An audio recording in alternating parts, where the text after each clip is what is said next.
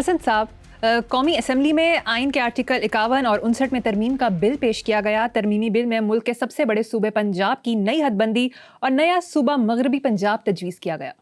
دیکھو بات سنو، بہت اچھا کیا ہے، اس کو سرے چڑھنا چاہیے۔ صرف پنجاب ہی کیوں بھائی؟ وجہ سندھ بلوچستان کے پی کے کیوں نہیں؟ یہ یا پاگل ہیں، یہ بات سمجھنا چاہتے نہیں، چونکہ معاملہ تو بہت سادہ ہے۔ دیکھو پنجاب کی آبادی 122 ممالک سے زیادہ ہے، سندھ کی آبادی 162 ملکوں سے، کے پی کے کی آبادی 152 ملکوں سے۔ اب یہ صوبے ہیں ہمارے۔ اچھا، پنجاب کا وزیر اعلیٰ، آئی جی، چیف سیکرٹری، وہ جیسے ہوں جو بھی ہوں وہ چھڈو، ان کے دفاتر ماشاءاللہ لاہور میں ہوتے ہیں۔ فورٹ منرو کا بندہ کسی کام کے لیے اس کی ضرورت نہیں ہے، یہ سارے لاہور سے فاصلہ فورٹ منرو کا ہے 521 کلومیٹر۔ ان بردوتوں کو موت بھی نہیں آتی، نہ شرم آتی ہے نہ موت آتی ہے۔ کے پی کے میں وزیر اعلیٰ، آئی جی، چیف سیکرٹری، جو میں نے پہلے کہا کہ دفاتر ہیں پشاور میں، چترال میں رہنے والا اگر آئے تو 370 کلومیٹر۔ واہ! بلوچستان میں وزیر اعلیٰ، آئی جی، یہ وہ سارے وہ جو بھی ہیں، یہ چیف سیکرٹری میکٹری، یہ کوئٹہ میں بیٹھتے ہیں۔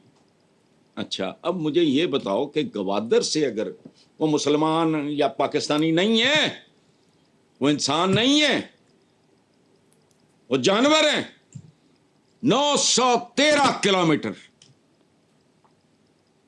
یہ ڈوب بھی نہیں مرتے۔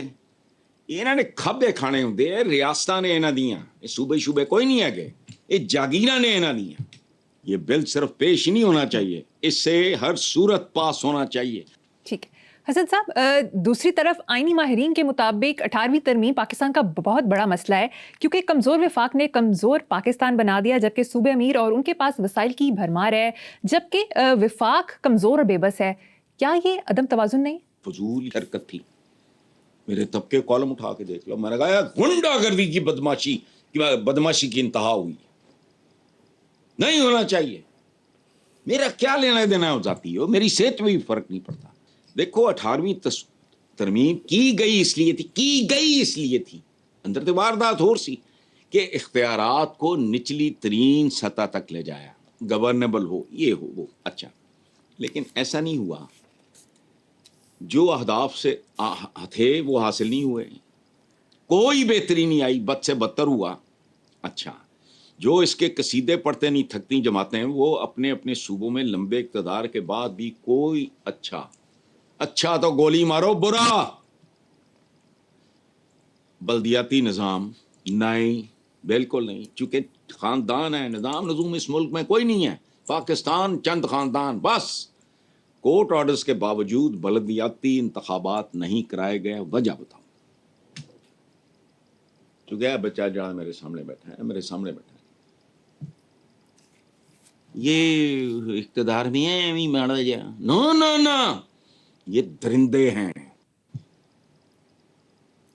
یہ وہ حملہ آور ہیں جو ملتا ہے لوٹ لیتے ہیں، جو بچتا ہے اس کو آگ لگا دیتے ہیں۔ ادروائز دیکھو بات سنو، پرویز مشرف بکواس کر دے، اچھے کاموں میں ایک زبردست کام کیا تھا، بلدیاتی انتخابات جب ہوں گے ایک نئی قیامت بھی آئے گی، یاد رکھنا۔ محروم طبقات کو جب ملے گا نا تو وہ بھی ذرا بوٹی چھوٹی، چونکہ کلچر آپ نے بنایا ہوا ہے ان بڑوں نے لوٹ مار کا، لیکن آہستہ بکواس ہے یہ۔ 18ویں ترمیم ایک بہت بڑا فراڈ تھا، چند خاندانوں کو فیسیلیٹیٹ کیا گیا تھا۔ 18ویں ترمیم وائبل ہو، کرو کام۔ نیکسٹ خبر، اخباری خبر کے مطابق وزیراعظم شہباز شریف نے اپنا نام اعزازات کی لسٹ سے نکال دیا، نشان پاکستان لینے سے معذرت کر لی۔ مل بھی جاتا تو کیا تھا، کون ہے یہ؟ اور یہ اعزازات سے ماورا ہو چکے ہیں، جن کو ملتے ہیں لوگ ان کو بھی دھتکارتے ہیں۔ اب نشان پاکستان اس نے کیا لینا ہے بھائی، تو پاکستان ہی ہے نا، پر ہاتھے نے بری آپ دو بری، پھر پنجاب نو مسلسل چمبڑے، کوئی پورا خاندان جتیاں سمیت سوار ہیں۔ تو نشان پاکستان کہاں سے آ گیا ہے؟ پاکستان میرا ہے، نشان پاکستان تسی رکھو، یہ بھکھیاں ننگیاں نو دیو۔ اچھا یہ اب وزیر اعظم کو چھوڑو، ایک وزیر اطلاعات نے کہا کہ بھارت کے خلاف پورا آپریشن نواز شریف کی زیر نگرانی ڈیزائن ہوا۔ اچھا یہ غرارہ ڈیزائن ہوا ہے تو کیا تو کرتے کیا ہو؟ ڈیزائنرز کو ایوارڈ نہیں دیا، جو ڈیزائنر ہے اس کو ایوارڈ نہیں دیا، تو یہ ہے وہ ان کو پیش کرنا چاہیے۔ اور کمال کی بات سنیں آخری، یہ ستارہ امتیاز مہوش حیات ایک اداکارہ ہیں ہماری، ان کو ملا، اور نہیں وہ پتہ نہیں تمغہ امتیاز ہے، عطا تارڑ کو ستارہ امتیاز ہے، لیکن امتیاز ہے۔ مجھے کسی نے کہا کہ ہارن دی دیکھو یہ کیا ہو رہا ہے، میں کہا بات سنو، سبحان اللہ دونوں ہی فنکار ہیں۔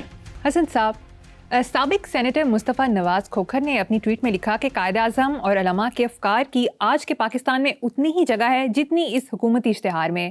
اس طنزیہ ٹویٹ کی کچھ سمجھ نہیں آئی۔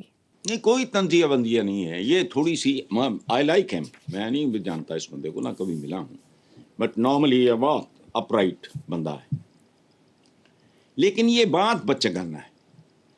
اچھا قائد اعظم اور علماء کے افکار کی آج کی پاکستان میں اتنی جگہ، وہ کبھی بھی نہیں سی۔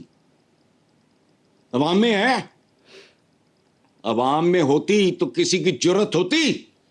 حکمران کیا ہے یہاں تو عوام بھی قائد اعظم کی بالکل نہیں سنتے۔ اقبال نے دیکھا بہت ہی بڑے بڑے خواب دکھاتے تھے، قائد اعظم تو پریکٹیکل سے آدمی تھے، کوئی شاعر تو نہیں تھے، وہ تو بیرسٹر، تو بڑی نپی تلی بات کرتے تھے۔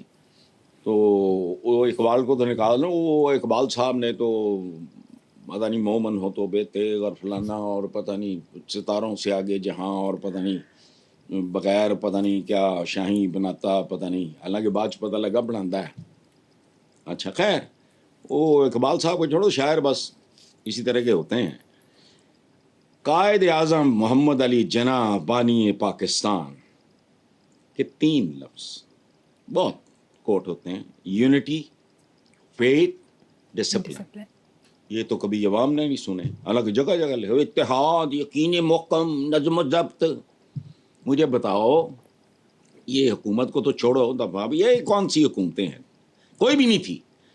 اتحاد، یقین، یا اچھا یونٹی، فیتھ، ڈسپلن، کوئی ایک لفظ بتاؤ جس کی ایک جھلک پوری قوم میں کبھی دکھائی دی؟